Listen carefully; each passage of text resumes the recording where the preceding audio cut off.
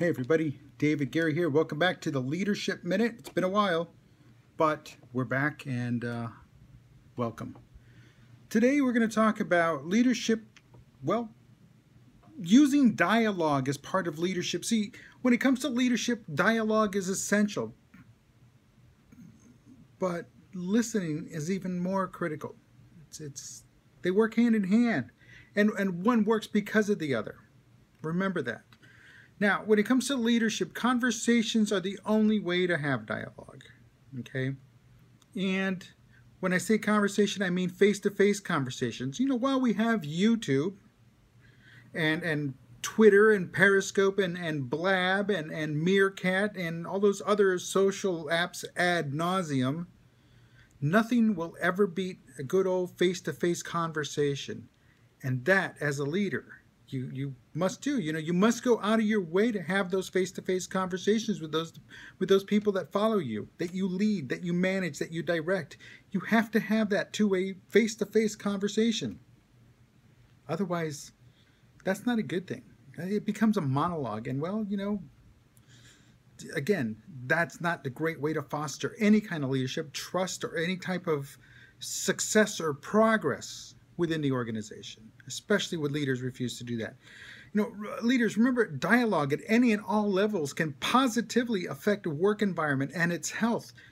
It makes the organization stronger because, again, you're encouraging that two-way conversation, and then what happens is that two-way conversation starts happening across the board, not just top down and up from the bottom up, but across all levels of the organization, and that is also another good thing. See, when dialogue occurs between the leaders and her followers, that encourages dialogue among all the followers. And all the followers, including all the up-and-coming leaders, the new ones, the ones that are going to replace you, the ones that are going to replace all the other leaders in your organization. So what does that say?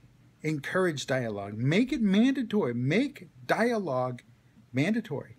And as a leader, that's why you exist. You exist to make more leaders and new leaders.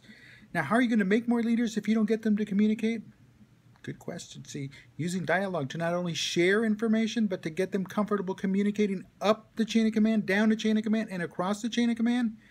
Well, once your followers get comfortable communicating with you, they will get comfortable communicating with you and comfortable talking to others, to the point that they are now seen as leaders. See, look around your organization, and I promise you, the receptionist or the greeter or the telephone operator is a leader. I guarantee it. Why? Because they are not afraid to communicate with others. See, it's their job. They have to do that to get paid. That's what they do. That's why you hired them, because you needed them to communicate. But they also become leaders. Now, I don't know if they are good or bad leaders. I'll leave that up to you to decide. But again, they're communicating. Now, you leaders at all levels, new, old, whatever, it doesn't matter. Get out there, start using dialogue, not only to make you a better leader, but to help create those other leaders and make new ones better. Until next time, I'm Dave Garrett. This has been the Leadership Couple of Minutes. I'll talk to you soon.